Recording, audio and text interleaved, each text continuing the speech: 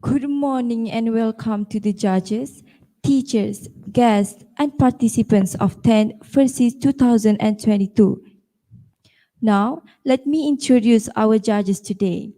The Chief Judge is Puan Farah Madia binti Aman, Director of English Language Teaching Center ELTC Malaysia. The second judge is Ms. Raja Rohana, daughter of Raja Gopal, from College Islam Sultan Alam Shah. And the third judge is Ms. Adila binti Ahmad from Sekolah Menengah Sultan Abdul Halim. And I, Afitra Amani binti Aminuddin from Science Pasir Putih Skip, while the timekeepers Muhammad Ashraf Zikri bin Aizan Nizam and Muhammad Saiful Nazmi bin Muhammad Tauhid are from Sekolah Datuk Abdul Razak. Let me read the rules. First, each team should consist of presenters and a technical assistant.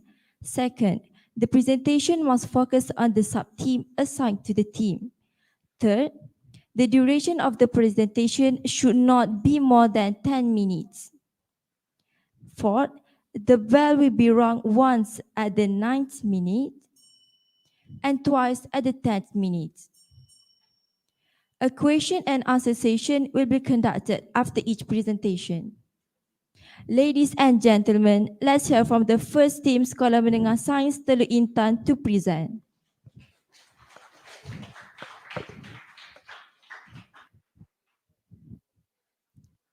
Assalamualaikum and a very good morning to the dedicated judges and other representatives from excellent schools. Today, I will represent Sekolah Menengah Sains Teluk Intan for FRSIS 2022. I will give a talk about our latest research, which is the hardships of low-wages workers to recover from poverty after the pandemic ended. Before we begin, let me introduce you to my team first. My name is Akil Wafi and I will be the presenter. Ahmad Danish as the moderator, Aina Jiha as the reporter, Zara Aishah as the technical assistant, and not to forget, our supervising teacher, Nadira Muhammad. To begin with, let's start with the background of the study. After the pandemic ended, many low-income workers were facing a crisis. They are unemployed and have no income to support themselves and their families. The COVID-19 pandemic has had a significant impact on the Malaysia economy, disrupting normal operations and operating procedures that were common in the past. As a result of this change, many workers experience the feelings of stress and anxiety. This is because they feel pressured for not being able to gain income to bear the living costs during the pandemic. And because of this stress, many people committed suicide. The pandemic has impacted many people from all walks of life, from CEOs to janitors. They lost their jobs that caused them to lose income to support themselves and their families. This resulted in a decline in economic activity, as well as social, cultural, and emotional disruption across many communities. With the economy in a slum, they can't afford to buy daily necessities, such as groceries, and they also can't afford to pay the monthly bills. As a consequence, they need to take food from the food banks, and they also had to be in debt for a long time to pay the monthly bills. Disrupted by the shutdown of the economy, many workers deal with a shortage of income as they struggle to pick up the pieces after this global crisis. Thus, our problem statement for this research is how workers experience shortage of income during the pandemic that affected their post-pandemic life. The B40 income group is required to navigate through some of the most challenging circumstances during and after the pandemic. Thus, we will determine what are the hardships that this group is dealing with. And we will also identify what are the actions and efforts that can be done to recover from the shortage of money. We employ the quantitative method to collect the data, which gives us conclusive and reliable information via the research and statistics obtained. It is an efficient way to get information quickly and accurately.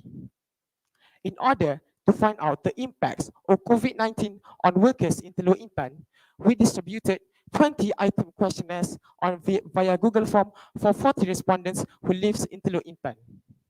In order To ensure the reliability of our research, we adapted this questionnaire from a credible COVID-19 social survey wave 2 by the Central Statistic Office Ireland, where we altered some of the questions in the questionnaire to fit in our research context. We then proceed to analyze the data that we collected using descriptive analysis. The data is summarized in order to look for its central tendency or dispersion. Our respondents is people from the age of 25 to 45 years old because it is the peak range of age for people to work in their lifetime. We also focus on the people in low income who face financial problem. Now, let's look at the findings of our research. Based on the graph, it indicates that there are several problems faced by the workers in low income. Their working hours were cut to lessen their wage and their monthly payment were delayed. So they need to survive months without money. And the most common issue faced is workers were fired from their jobs. Our research found that the biggest problem in this developing city is due to the bankruptcy or workers having no ability to operate for their company. Retrenchment is the result of this situation. We found out that 55% of our respondents were affected by retrenchment. Because of this, many suffers from the shortage of income and struggles to support themselves and their family. We noticed that retrenchment is not just an issue occurs in Teluk Intan. This problem is faced by people all over Malaysia too. For example, as many as 4,000 Sarawakians lost their job during the pandemic. It is also stated that majority of the workers retrenched are those from the hotel industry and food services that are unable to operate during the crisis. Other than that, 111 cabin crews, 172 pilots, and 50 engineers from AirAsia were fired from their job because of the lack of the company's profit due to the MCO restriction. From these problems, we know that retrenchment really affects many people during pandemic until they lost sources of income. Our second finding shows the two most common efforts did by the workers here to overcome their financial problems, which are seeking help and generating extra income.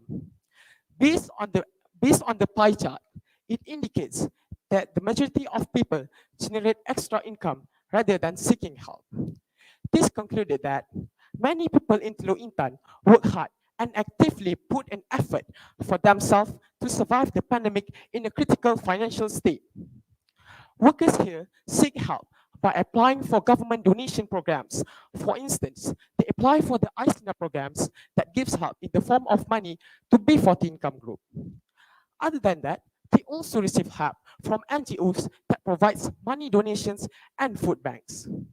Moreover, they also seek help from individuals that are close to them, such as family members and close friends. The other efforts that were done by the people is by generating extra income. There are two ways were commonly done by the people, which are hailing in food industry and online business. Both of these solutions were relevant during the pandemic because during the MCO, people are prohibited to go out to the restaurants and malls to buy foods and stuffs.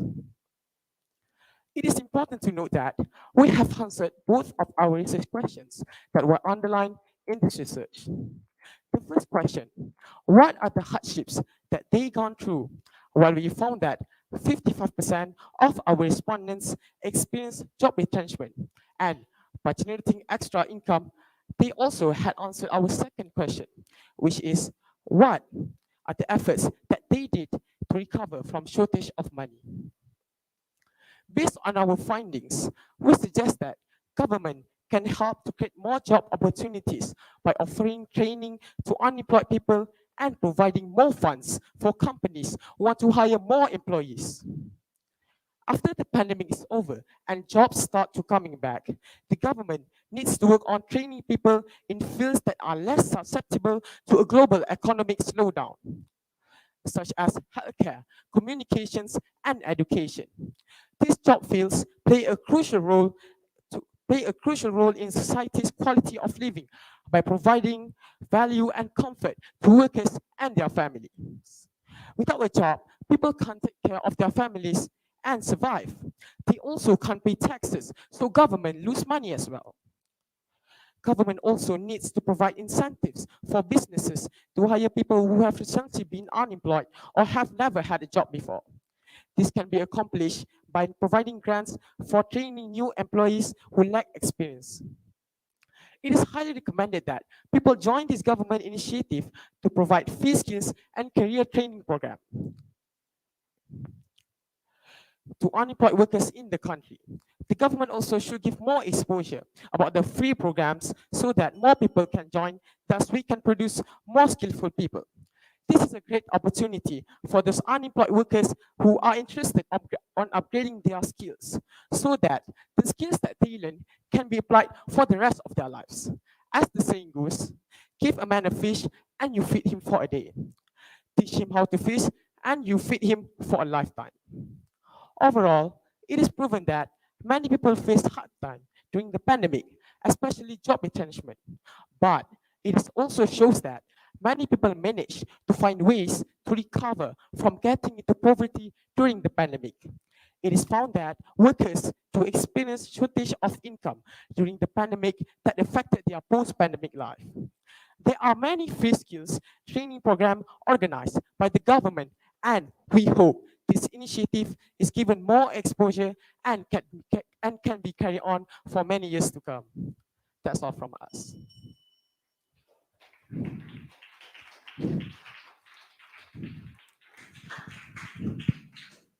I would like to invite audience to ask questions.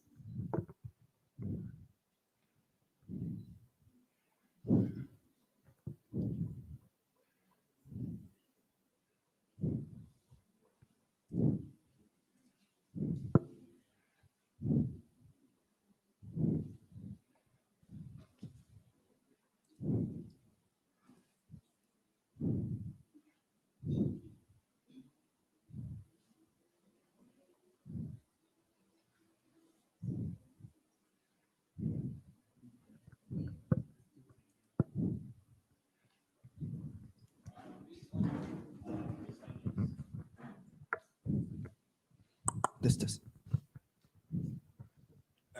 Based on your first findings, why do you think people lose their jobs? I think people lose their jobs because they can't go to their jobs during the pandemic, and the companies can't pay their workers to do their job, so that they lose their job.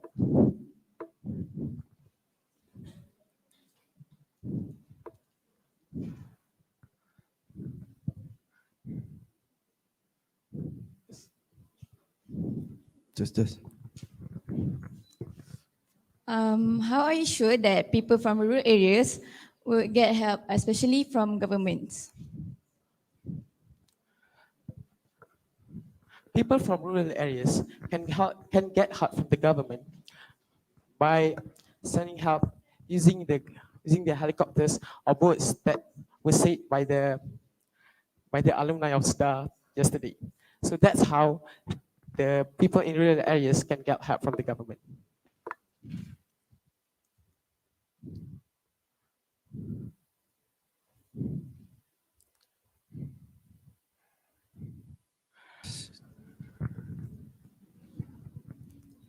What kind of specific job opportunities are you giving these people after they receive their skills training? Wait, I can't hear clearly. I can't hear you. Okay, I'm so sorry. What kind of specific job opportunities are you giving these people after they receive their free training? Well, the jobs that they can get from the skill training um, is either from business class, while the other one is optional for cooking class, baking class, or tailoring class. So they can get job, which is baking, cooking, and tailoring. And other class, which is business, they also can create businesses from their home.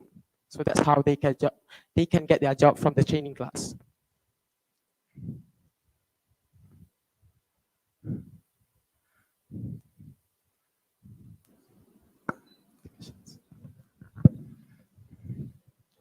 Thank you for the presenters. Sekolah Menengah Sains Teluk Intan.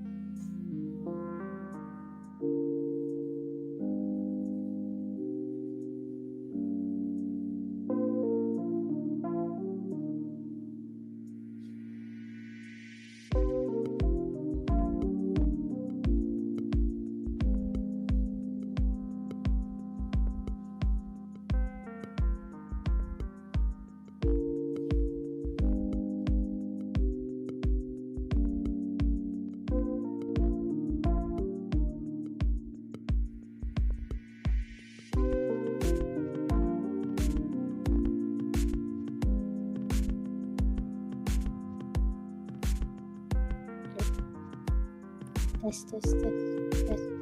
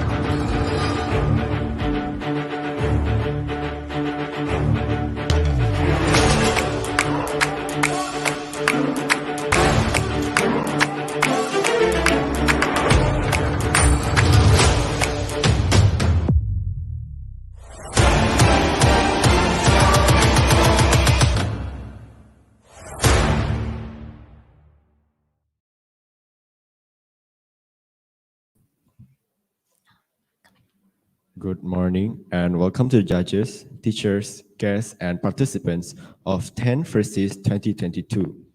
Now, I would like to introduce our judges today. The Chief Judge is Puan Farah Mardia binti Aman, Director of English Language Teaching Center, ELTC, Malaysia. The second judge is Miss Raja Mohana, daughter of Raja Gopal from College Islam Sultan Alam Shah. The third judge is Miss Adilah binti Ahmad from Sekolah Menengah Sultan Abdul Halim. And I, Adrian Eaton anak Andrea Sao from Sekolah Menengah Sains Kuching, while the timekeepers, Muhammad Ashraf Zikri bin Aizan Nizam and Muhammad Saiful Nazmi bin Muhammad Tauhid are from Sekolah Dato' Abdul Razak. Now, allow me to read the rules. Each team should consist of presenters and a technical assistant. The presentation must focus on the sub-theme assigned to the team. The duration of the presentation should not be more than 10 minutes. The bell will be rung once at the 9th minute and twice at the 10th minute. A question and answer session will be conducted after each presentation. Now, I would like to invite the second team, Sekolah Menengah Sains Hulu Selangor, to present.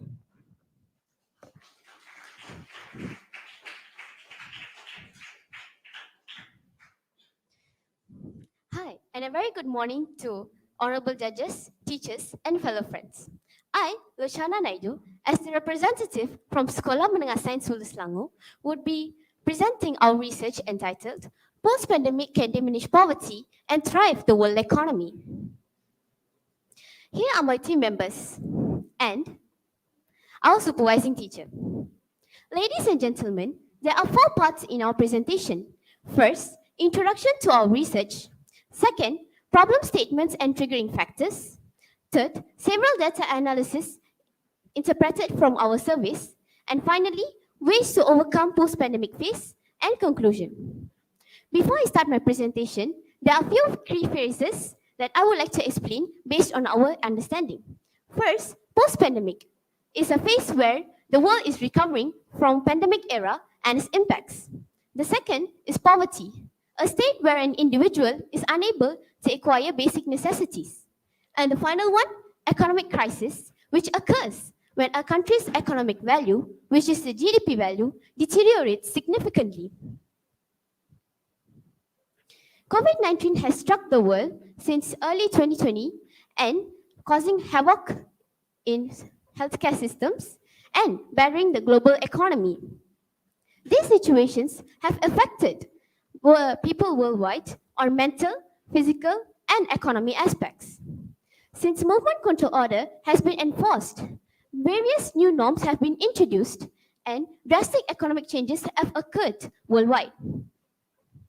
Economic imbalance have started since COVID-19 has started, and also this has caused many individuals to undergo bankruptcy. Our research has been established to achieve our main objective, which is highlighting ways to overcome the post-pandemic phase, which can reduce the poverty rate efficiently. There are several issues which have triggered us to dive deep into our research. The first one, rising of absolute poverty rates. Mustafa Muhammad, one of the ministers in the Prime Minister's department, have stated financial crisis situations have prolonged to the now post-pandemic phase with a further increasing poverty rate. The second point, economic struggles faced during post-pandemic. And the final one, lack of solutions to overcome the post-pandemic phase.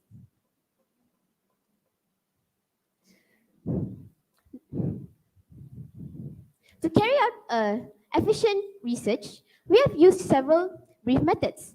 The first one, online research via Google Scholars. The second one, offline research via newspaper articles and books.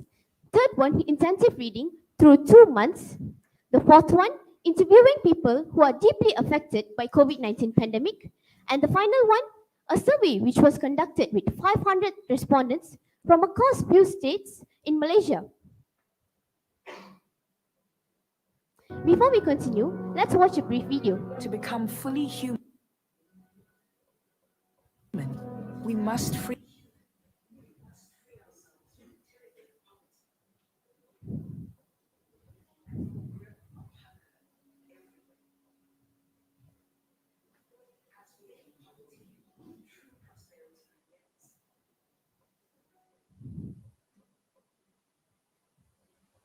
Now, how is the world economy related to Malaysia's economy?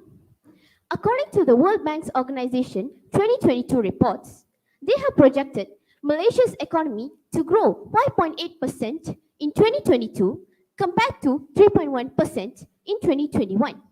They have stated a monetary policy has shocked the United States and most likely will hurt the growth of Malaysia's economy at least by 0.4%. This statement is clarifying a fact that economic imbalance in developed countries will most likely affect economic growth in still developing countries and underdeveloping countries. There are several problems faced by our respondents throughout the post-pandemic phase. First, losing jobs. Companies have laid off workers to minimize expenses and to reduce taxes they have to pay to the government. Second problem, shortage of food. This problem has been the main problem of all time due to low amount of continuous export and import food supplies and fluctuation of food prices. The third point, struggling to pay rent. Employees are underpaid by the employers. And the final point, exertion of physical and mental health. This situation is one of the main problems among adults and also teenagers, especially secondary school teenagers. As you can see from this pie chart, we have concluded that 90% of our respondents of the survey are facing economic crisis in various levels.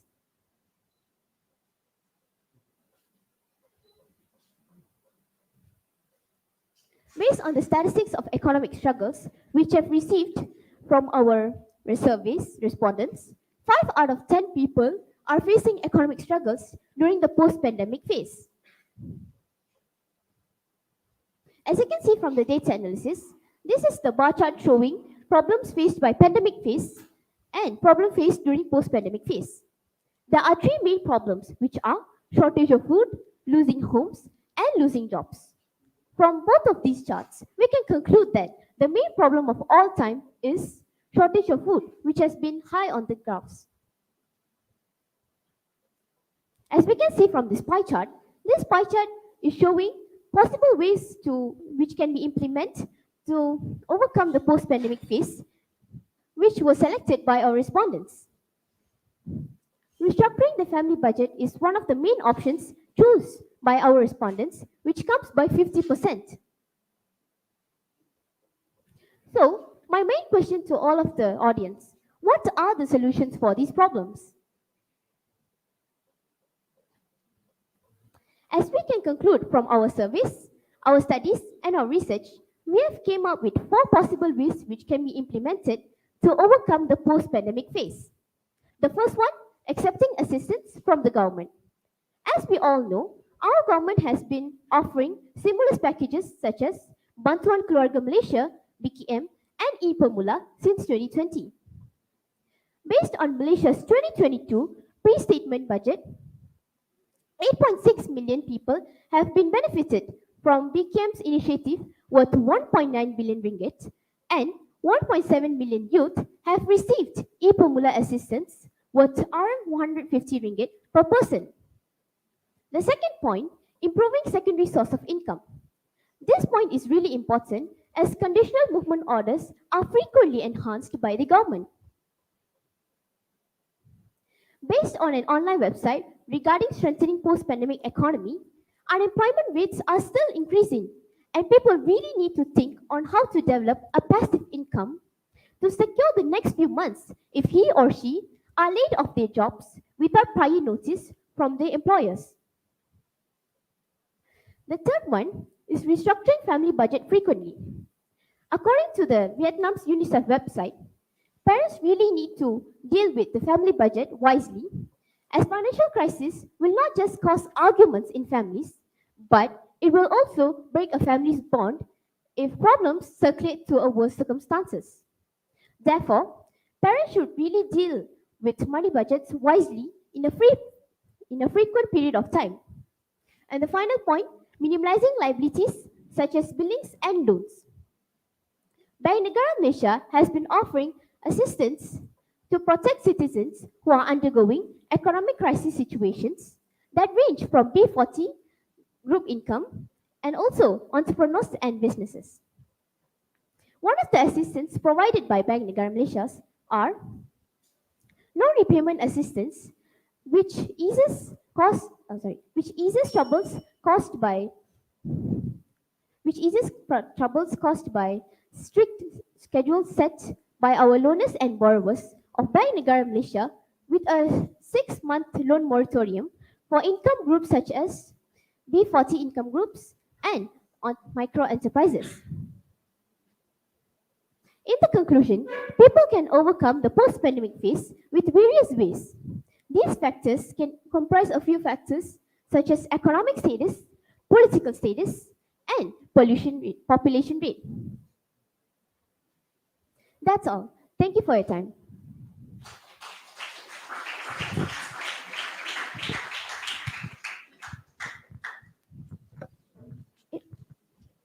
Now, I would like to invite the audience to ask questions. Please be reminded that only maximum of 2 questions can be asked.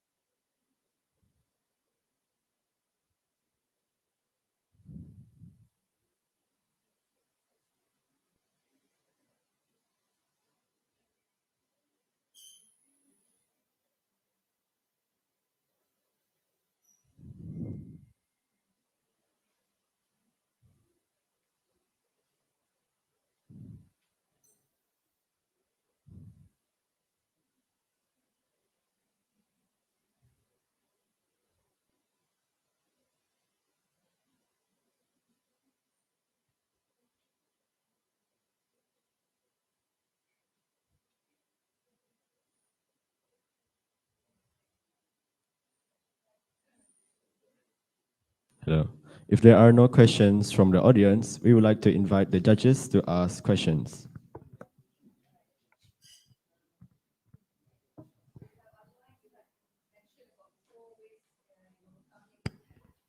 You have mentioned 4 ways in overcoming post-pandemic phase. So out of the 4, which do you think is the most effective? For me, I think the most effective one is restructuring the family budget because apparently people are being laid off from jobs. And I think this solution is one of the best solutions which can be implemented as this requires a bond and a support from the family itself. That's my answer. Thank you for the question. Are there any more questions for the judges?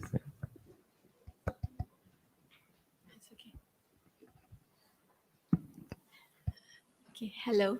Yeah, as a student, what is your role in helping out in this situation? Can I have the Yeah, question? you're a student. And how do you think you can help out? Okay. As a student, I think I can help out in this situation by spreading awareness to people on how to actually overcome the post-pandemic phase who are actually facing economic struggles. Because I realize that people are not aware of these possible ways, and I think people should actually implement these ways as these ways are selected by our research and our studies based on Malaysia's current economic situation. That's all. Thank you. Thank you. Thank you to the presenter.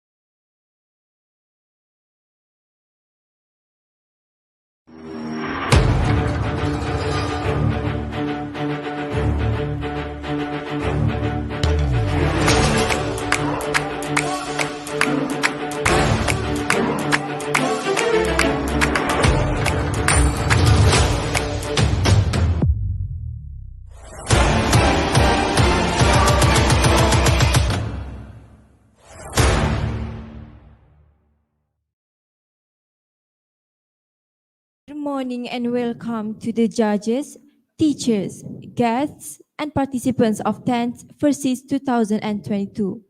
Now, let me introduce our judges today.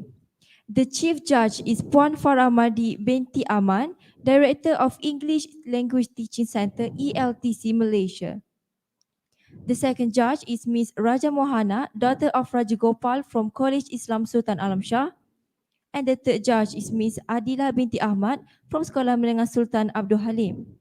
And I, Afitra Amani binti Aminuddin from Sekolah Menengah Sains Pasir Putih, while the timekeepers Muhammad Ashraf Zikri bin Aizan Nizam and Muhammad Saiful Nazmi bin Muhammad Tauhid are from Sekolah Dato' Abdul Razak.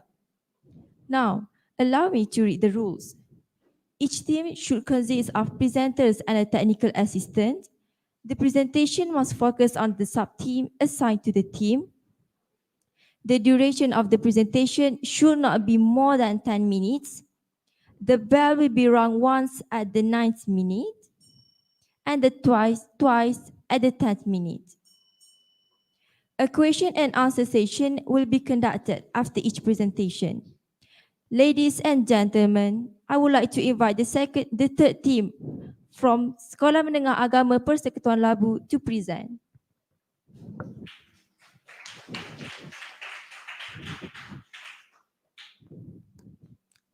A'udzubillahi minasyaitonirrajim. Bismillahirrahmanirrahim. Assalamualaikum warahmatullahi wabarakatuh.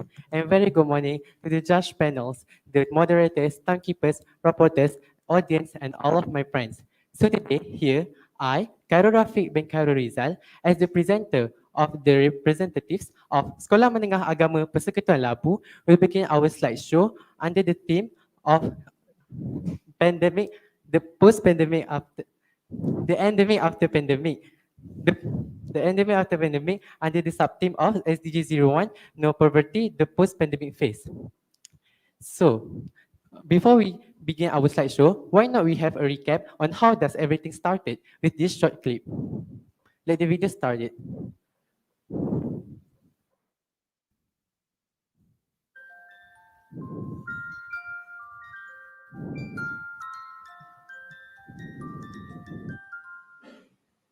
COVID-19 was first detected in Wuhan, China. People started to wear masks, use hand sanitizers, as well as keep social distance to avoid being infected by this virus.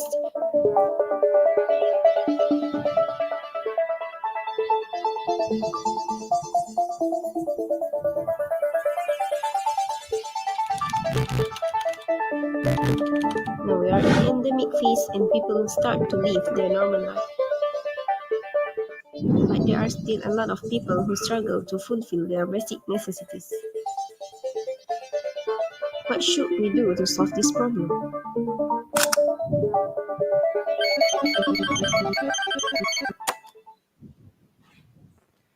Thank you for the clip. So now we are going to focusing on our main point. Our main topic is sustainable income system for a better quality of life. So first thing first, I'm going to introduce our team for today. So first of all, there is me, Khairul Rafiq, as your presenter for today. And there's my lovely bestie over there, Imi Solihin, as my moderator. And also the girls, Ala, Atira, and Musfira, that help us to find the information for this presentation. Continuing, this is the table of content for our presentations for today. First of all, we will give all of you the overview of the problems that we face today. And after that, we will provide you with all the plans the government have planned and also come up with our own plans. And also, we will tell you how do we want to operate our plans. And last but not least, we'll tell you our prediction on the impacts after applicating our plans in daily life. So first of all, this is our mission statement. SIS will focus on giving an alternative to unemployed people to engage them in gaining more self-income. This app will lead the way to achieve the SDG 01 goal, which is to end poverty in anywhere around the world. So first of all, we will going to give you the overview on the problems. How was the pandemic impacted the world? So first thing first, I'm going to define poverty. What is actually poverty means? Poverty can be defined as the state of being extremely poor. Poverty does not just mean not having enough money, it's about not having enough basic necessities to continue living life. For example, food, shelter, and clothing. As we can see in as we can see at all of the infographics, we can conclude that COVID-19 pandemic that happened recently have caused many impacts on oneself oneself economic situation. This is due to the lockdown have been practiced by many countries' government. We don't deny that the lockdowns have give great impacts towards controlling the disease from continuing to spread. But we do also don't deny that there is also negative impacts from the lockdown, which is from the economic aspect of people. Moving on. So here are the problems and solutions that we come up with. The problem is Malaysia's poverty line is in critical state where more and more people lost their jobs and rate of unemployment increased daily. And there are some solutions that given by the government. For example, creating platforms such as e-Kasih, Job Street, Jamin Kerja and Asuri. And today, we SMAPIN will introduce our own solution, which is Sustainable Income System, SYS. So first of all, we are going to elaborate what the government has planned. Moving on. Here are the examples of platforms that government have introduced. For example, e-Kasih and Jamin Kerja.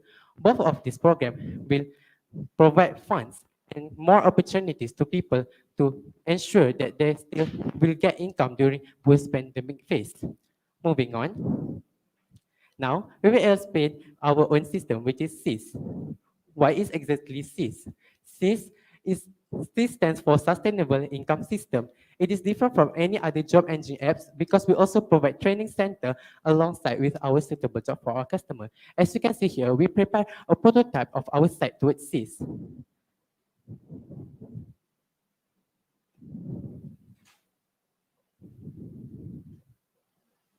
So here it is, the prototype of our SYS system.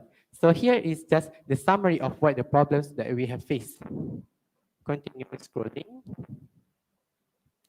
Here at SYS, we compile all of what the government have done to us. For example, these Jamin Kerja programs, and also this e-Kasih. So everyone does not need to check this site on their own separately. They are all compiled on this one specific site. And also, this is what we propose. SYS in an alternative way to promote opportunities to people, also supporting them in financial and income in order to overcome the poverty crisis. At SYS, we have our own vision and mission. Our vision is to decrease the poverty line in Malaysia. And our mission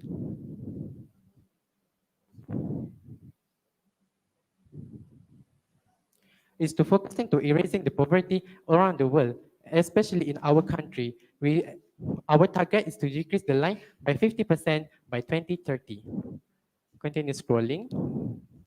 We are glad to collaborate with our genius local developers to develop our own app. So its convenience can be checked through our people in Malaysia. This is just some of the blueprints on how we plan to develop our app.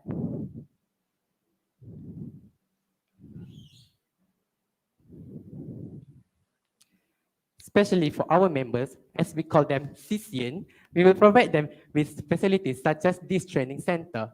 This training center is provided to give our SYSian members some experience before getting an actual job, so they can get their own experience, and also they will be ready when they get their own job in the future. And also, in addition, we will also provide them with HCC, which stands for Healthcare Center. We understand that this post-pandemic phase, the price of the healthcare can increase. So we built this healthcare center for our citizens especially, so that they don't have to pay such a large amount of money for their healthcare. Going back to our slide.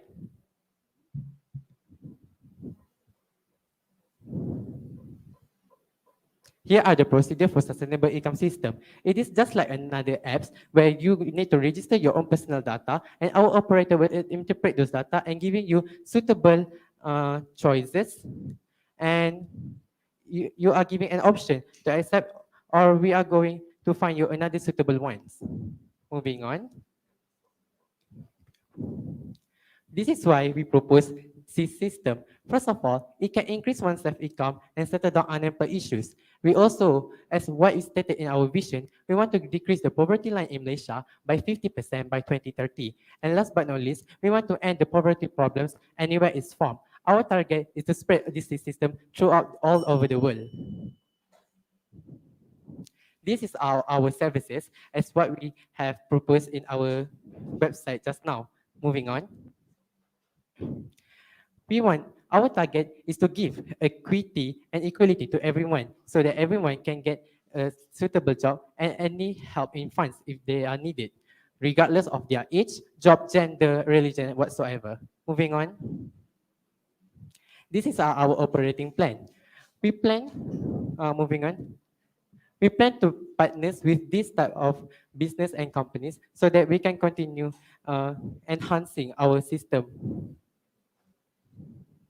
And last but not least, these are our prediction or impacts if we can applicate this system in our daily life. By the end of the year, our target is to evade poverty all over the world. As what I stated, we plan to spread the system all over the world. And we can conclude that our motto of SYS is keep your chin up. SYS got your back. As what Allah has said in the Quran, A'udzubillahi minasyaitonirrajim, La yukallifullahu nafsan illa wus'aha, which means the Lord will not require once upon its own capacity. So we always need to remember that everything that happened to us, we can face it. So don't worry if you ever get crisis in financial or whatsoever. There's always a solution to every problem. So this is the data that we used, and that's all from us. Thank you so much. Wabillahi taufiq wal hidayah. Wassalamualaikum warahmatullahi wabarakatuh. I would like to invite audience to ask questions. Yes.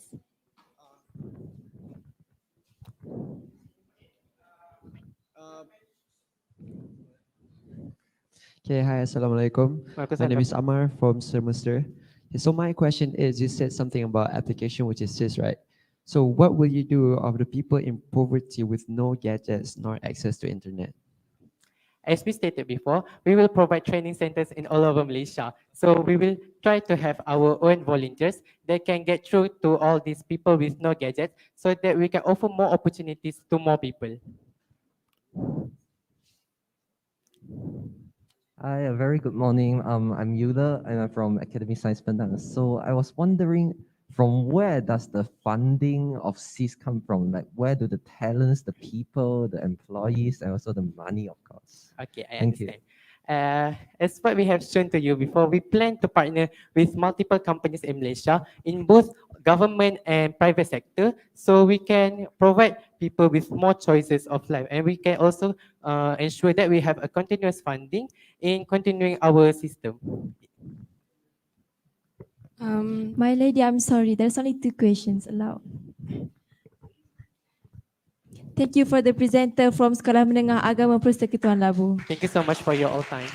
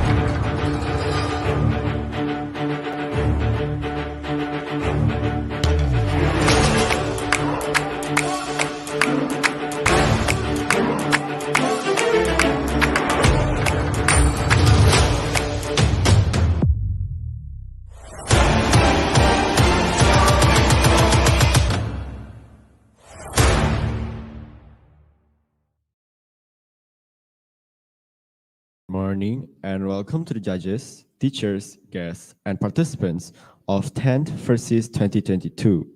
Now, let me introduce our judges for today. The chief judge is Puan Farah Mardia binti Aman, Director of English Language Teaching Center, ALTC Malaysia. The second judge is Miss Raja Mohana, daughter of Raja Gopal from College Islam Sultan Alam Shah. And the third judge is Miss Adila binti Ahmad from Sekolah Menengah Sultan Abdul Halim. And I, Adrian Iten and Andrea Sao from Sekolah Menengah Science Coaching, while the timekeepers, Muhammad Ashraf Zikri bin Aizan Nizam and Muhammad Saiful Nazmi bin Muhammad Tauhid are from Sekolah Dato Abdul Razak. Now, allow me to read the rules. Each team should consist of presenters and a technical assistant. The presentation must focus on the sub-theme assigned to the team. The duration of the presentation should not be more than 10 minutes. The bell will be rung once, at the 9th minute, and twice, at the 10th minute. A question and answer session will be conducted after each presentation.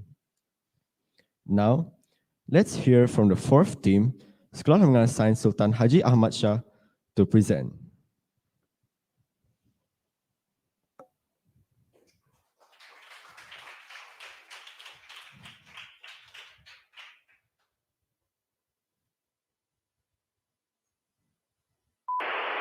Untuk itu, kerajaan memutuskan untuk melaksanakan perintah kawalan pergerakan.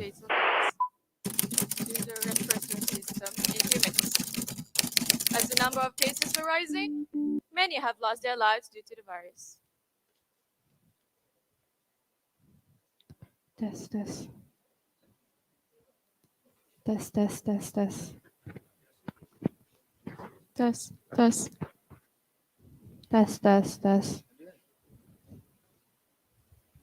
Test. Thank you.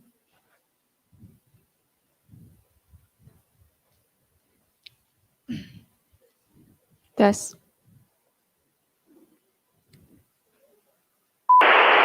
Untuk itu, The kerajaan coronavirus memutuskan disease, which is commonly known as the untuk COVID-19 disease, melaksanakan perintah fatal kawalan pergerakan. is the most fatal virus and due to its fatal cause to the human respiratory system. As the number of cases were rising, many have lost their lives due to the virus. Assalamualaikum warahmatullahi wabarakatuh, and a very good morning I bid to all the judges, teachers, excellent students, and participants online. My name is Nur Iklimahawa. And I am Alia Sabila. We are the representatives from Sekolah Menengah Sains Sultan Haji Ahmad Shah.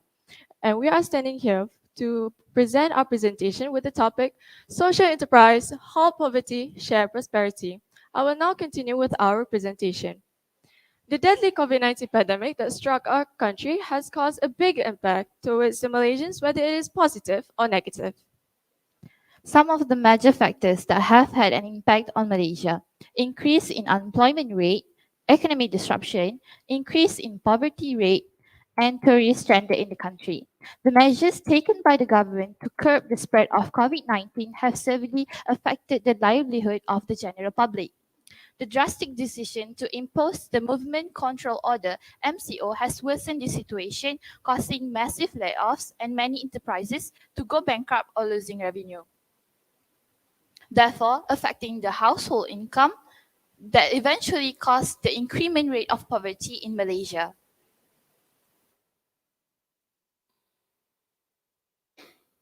Based on the statistics that have been published by the Department of Statistics Malaysia, there was a conclusive evidence to an increased rate in unemployment rate and an alarming poverty rate in Malaysia. We can see that there is a tremendous gap starting from April 2020. The unemployment rate skyrocketed from 3.9%, that is 610,000 unemployed persons, to 5%, which is 778,000 in just 30 days. This shows how critical the MCO had affected our country. Furthermore, the right side of the screen displays the poverty rate in all of the states in Peninsula of Malaysia. Surprisingly, almost 1 in every 5 people is categorized as relatively poor. The figures showed in the bar graph are very worrying. We should not just wait for the government or someone at the top to come and help us and pull our hands out of our own problems.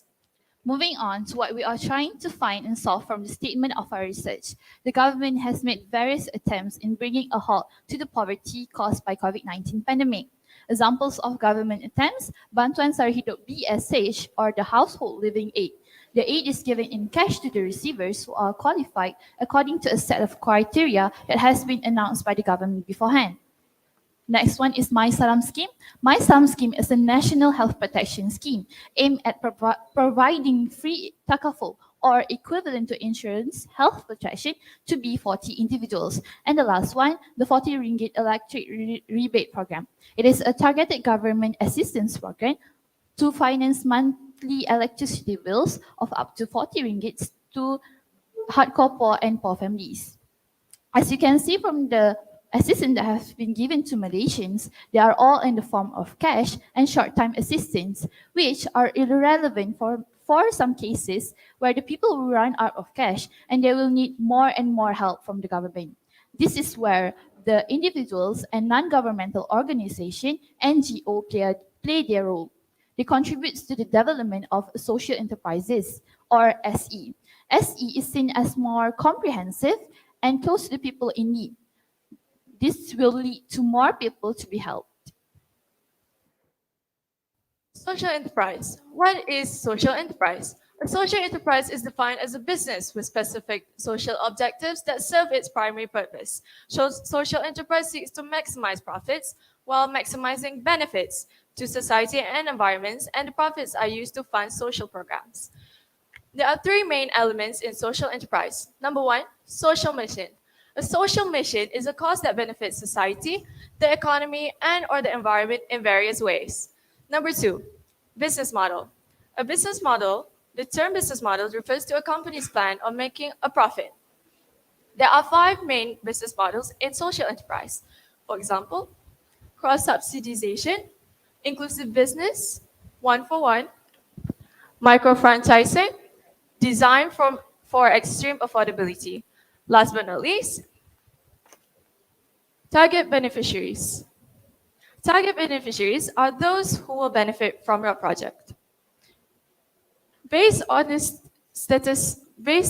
research that was made by the Malaysian Global Innovation and Creativity Center, highlighted there are few social enterprises in Malaysia. For example, Heart Treasures, Sendirian Berhad, and PT Foundation. Social enterprises are not only in Malaysia but also globally. For example, Skoll Foundation in the United States of America, Grameen Bank in India, and Echoing Green in the United States of America. Social enterprise is proven to solve social problems such as people's welfare and business. We focus on social enterprises situated in Kuantan, Pahang. The main goal of this research is to investigate the efforts and endeavors of the social enterprises to overcome this predicament, which will lead to no poverty. To carry out this task, we perform secondary and primary research. We use qualitative method where we rely on the data obtained by our first-hand observations, interviews, focus group, participant observation, recordings made in natural settings, documents, and case study. To obtain the data, we interviewed our sample of study. In order to collect data for our research, unstructured interviews were conducted with room for spontaneity. Answers were recorded by video, voice recording, and note-taking, and all of the interviews were filmed with consent. This is our video evidence for the interviews that we held.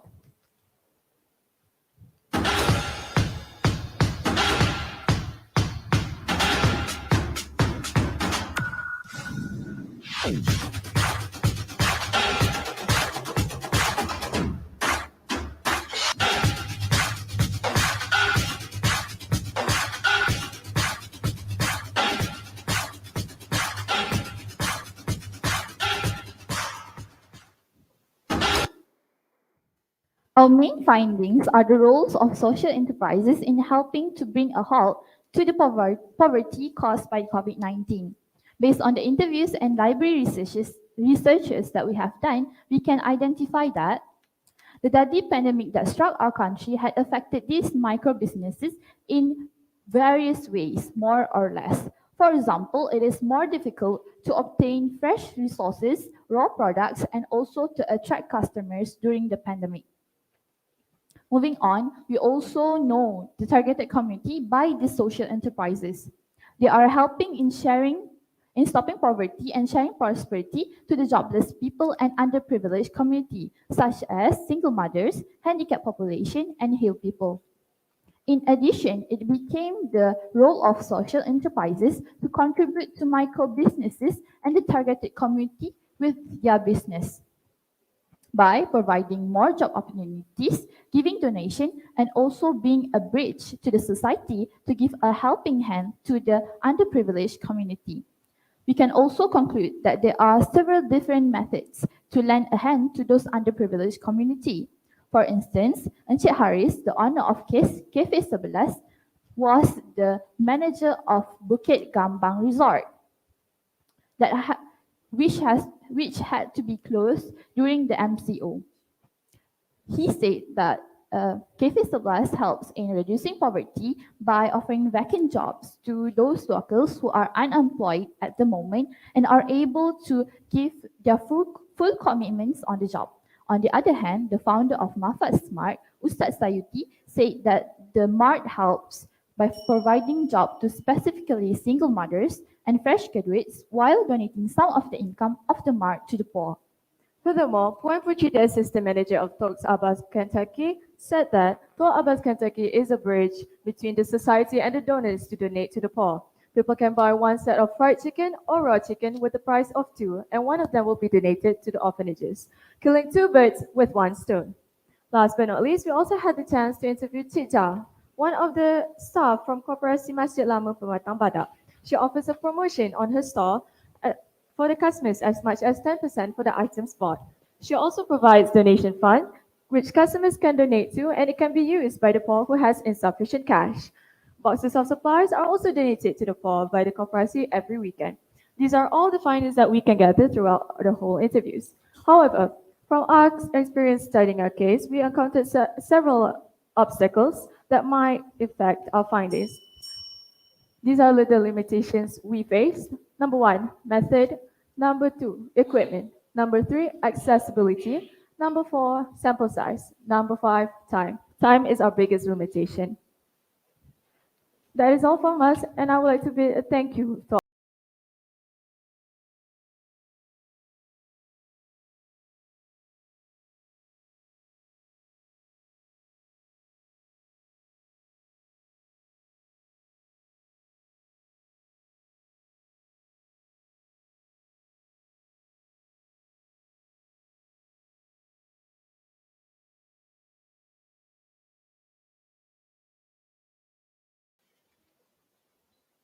Now, I would like to invite the audience to ask questions. Please be reminded that only maximum of 2 questions can be asked.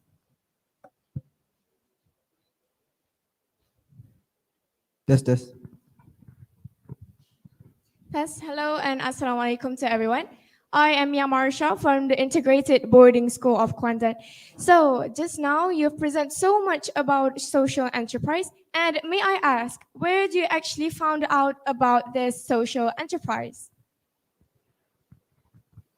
Okay, thank you for the question. For your information, social enterprise has been very trending in the I'm sorry. The social enterprise is very trending globally right now. They are all around the world, not only in Malaysia. So right now we are trying to promote social enterprise in promote Malaysia social enterprises in Malaysia. to help people with different backgrounds, such as in rural areas or people that live in a secluded area.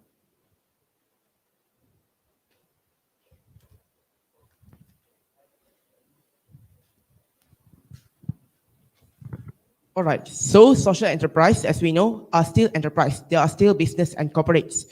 And business and corporates still rely on global market and supply and demand rules. So this means that social enterprise is still vulnerable to the current condition of the global market. My question is, could we still rely on social enterprise to provide opportunities to targeted vulnerable individuals such as the unemployed populations when social enterprise is still very vulnerable to the current unstable conditions of the global economy? Thank you. So social enterprise not only, thank you for the question. Social enterprise not only focusing on business model themselves, but they are being like I mentioned before, they are being a bridge to the society. So they are promoting others to help others. So they are helping others to help others. They are being a platform for others to help others. So that is our definition of social enterprise. Thank you. Thank you to the presenters.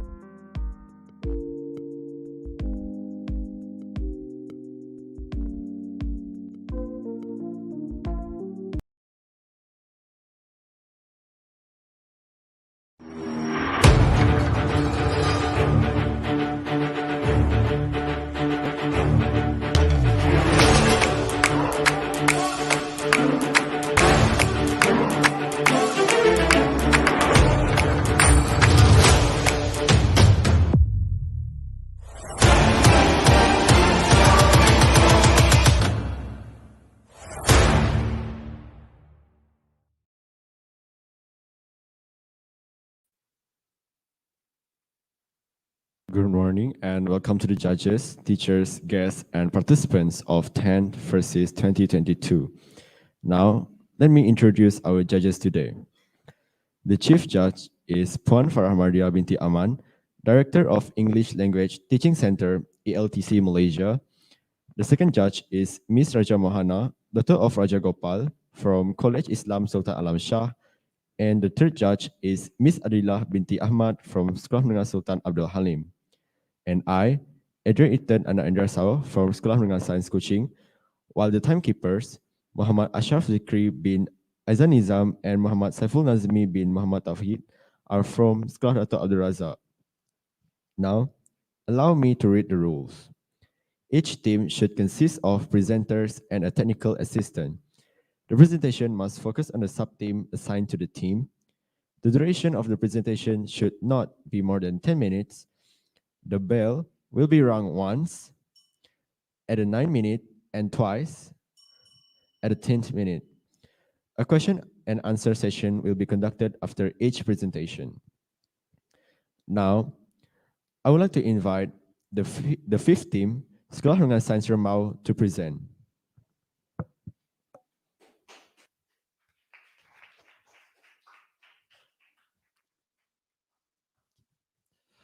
Over the past few centuries, poverty has always been an unsolved issue. To this day, there are still those who live in no shelter, no food, nor clothes. Now, audience, imagine being in their shoes. How long do we want them to continue living this way? Now, with that concern in mind, Assalamualaikum warahmatullahi wabarakatuh, and a very good day I bid to everyone present. We are the representatives from Sekolah Menengah Sains Rembau, and we welcome each and every one of you to our presentation entitled From Pandemic to Endemic, What It Takes to Fight Poverty. Now, the outbreak of COVID-19 has caused over 1 million of poor communities all over the world to suffer from great socio-economic consequences. However, even though we are moving from pandemic to an endemic phase, there are still no signs of improvement regarding poverty. So in this research, we are going to focus on how and what Malaysians have been doing in order to combat poverty, specifically during the post-pandemic phase. So our problem statement, which leads us to this research, is coming from Mohammed Buheji. He stated that the poor and unprivileged suffers the most. Their issues get neglected by the rest of the people or by the authorities. Now, through this study, we want to eliminate that problem. So this leads us to our general objectives, which is to determine possible solutions to eradicate poverty in Malaysia during the post-pandemic phase. Now, under the general objectives, there are 3 specific objectives, which is number 1, to identify the main cause of poverty in the post-pandemic phase. Number 2, to identify preparations done by Malaysians to survive the post-pandemic phase. And finally, to determine alternatives to eradicate poverty in Malaysia. Now, to support and help in achieving the general and specific objectives, there are few research questions that will be read out further in my presentation. So moving on. So this is the methodology we use in order to achieve what we want and our findings. In our research, we use mixed method, which combines 50% qualitative method and 50% quantitative through instruments such as questionnaire, online journals, and also articles. Okay. So to understand today's presentation, let us start with the definition of poverty. According to the World Bank, poverty is defined as an inability to achieve a minimum standard of living. Now, according to Professor Mohammed Buheji, he stated that poverty as phenomena means the lack of basic capacity to participate effectively in society. Nice. Our main discussion on today's topic is we will be relating poverty to post-pandemic phase through simple question phrases such as how and what these things happen. Next. So here are our ways on making connection of the data we gained from our methods as explained previously. Starting off with the challenges, readiness, initiatives and incentives, loopholes, preparations, and finally alternatives. Moving on. to provide the best suggestions and ideas in order to eradicate poverty, we must first identify what are the challenges that people went through during the post-pandemic phase, starting off with finance, low salary, and finally the high cost of living. So let's move on to answering our first research question, which is what is the main cause of poverty during the post-pandemic phase? So the answer to that is simple: high living costs and low salary. Now, in front of you, ladies and gentlemen, shows the statistic released by the Department of Statistics Malaysia that states the unemployment rate in Malaysia has declined to 3.7% in July 2022. Now, from this statement, we can see that the number of employment rate has been increased. People are getting jobs and they are getting paid. However, let's not forget the issue with high living costs. We'll go on to the next slide. Now, this is the consumer price index that has been released by the same source, which is the Department of Statistics Malaysia, that shows the increase in consumer price index. Now, this shows that even though they are receiving, they also need to pay. Not to mention, there is also an issue on employees receiving low wages. Now, according to Mustafa Muhammad, he stated the issue of low wages as well as the regional inequality coupled with the impacts of COVID-19 have impacted household income. And he was quoted as saying that in the start April 4, 2022. Now, from this, we can see that even though people are getting paid, it doesn't matter if they are getting paid, they still have to pay more, and the amount of salary they receive might not be adequate to cover their living expenses for each individual. So our next research question, which is what are the preparations done to face the post-pandemic phase? So from our survey that we did, our questionnaire, as much as 50 respondents responded to procuring a stable source of income. Now, how they actually procured the stable source of income is through online business, career change, and also informal employment.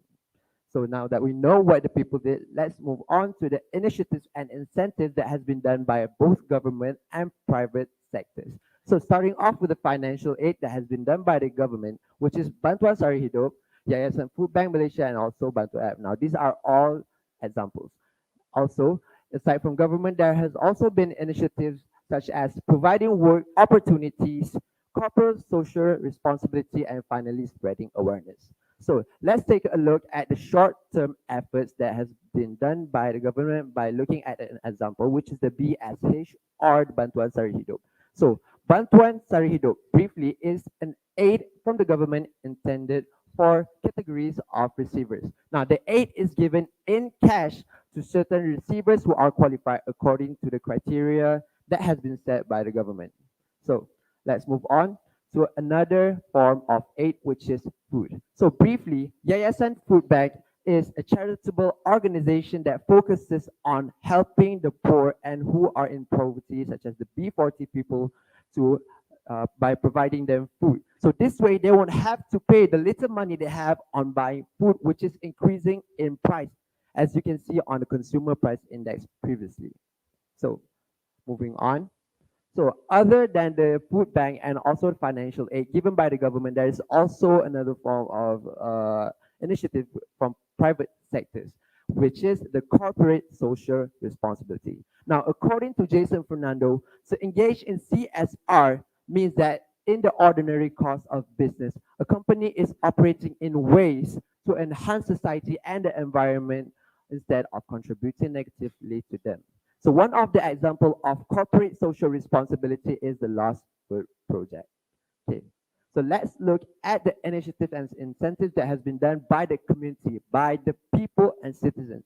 So one of them is spreading awareness, such as the White Flag campaign. Now this campaign signals people who are in need of help to the people surrounding so they can receive help. Next. So now that we know the initiative and the incentives done by the people, government, and the private sector, let's look at loopholes of those initiatives. As we all know, nothing is perfect.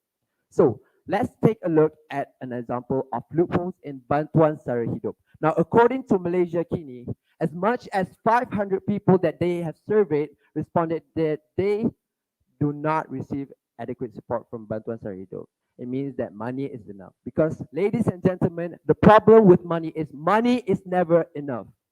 So to cover that money is never enough, we provide them with food. That reaches to our next loophole, which is food banks does not reach everyone. Now, according to our survey we did, most of the respondents from rural areas stated that they have not received any food aid from any organizations. Now, this goes to the fact that even though we have food banks and all, people, most of them don't receive, especially in the rural areas. Next. So, introducing our alternatives in eradicating poverty, since we know that loopholes and initiatives that has been done are have flaws. Okay. First of all, introducing the B40 truck, which is our concept idea. Starting off, the B40 truck provides basic necessities and job opportunities. So how this truck actually provides basic necessities is because covering all areas that has not been reached by food banks, they can receive more food. That means in one state, there will be one truck moving from one district to another. This means that everyone will be covered in poverty. So next. So let's moving on to our next proposal, which is appointing local ambassador. So by appointing local ambassador, a person in B40 group will be appointed. So this shows that we can provide them job opportunities. And also through this thing, fake news and misleading information can be avoided. Moving on, we would like to propose normalizing career change as people don't know of the benefits of normalizing this. Next. So our third proposal is the tax exemption for SMI purposes to cut off the cost so the people won't be fired. Next. So our final proposal is empowering CSR so that we can make CSR bigger and more people can be helped. Next. So here are our future recommendations. First of all, studies can be done to investigate the effectiveness of financial aid given by the host and long term. And second, closer comparison between neighboring countries to understand trend of unemployment rate. Now, to conclude, Malaysians, we have received enough and adequate support from government and private sectors. However, it is undeniable that more financial aid and more support will be needed to sustain survival in post-pandemic, as high self-esteem and more motivation is seen as a booster in facing challenging years to come. Now, with hope to see light at the end of the tunnel for those in poverty, let us all work together towards a better world. Now, that's all from me. Thank you.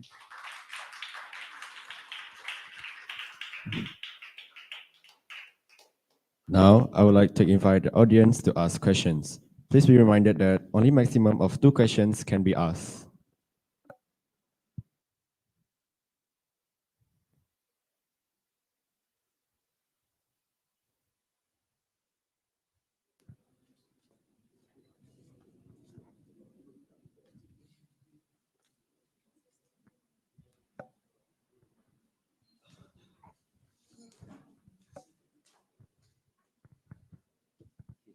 Hi, good morning, sir. I'm from Academy Science Pendang. So early in your methodology, I've noticed that you mentioned that you use online research, right? Various kinds of online research. But how do you account for poor people? Thank you. Sorry, can you repeat the last question? Well, earlier in your methodology, you mentioned online research, Yes. right? There are various methods, but but with online research, how can you account for poor people when poor people tend to not have adequate access to internet? Our online research method is meant for us. We did the research to find out how the poor people have been doing and what are the alternatives that has been done by the government. The research methods are not meant for the poor people, but for us to do our research. Does that answer your question? Do you have any more questions?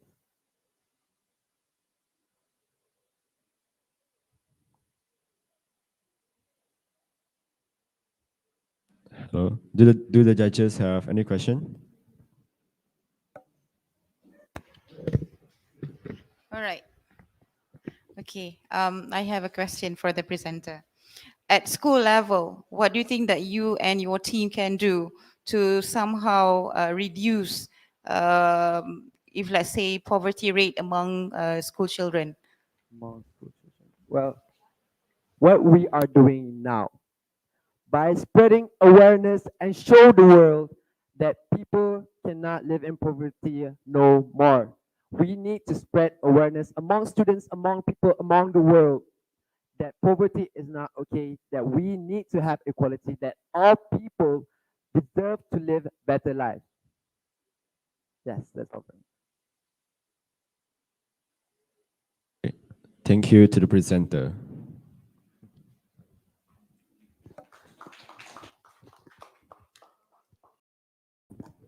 We have come to the end of the session.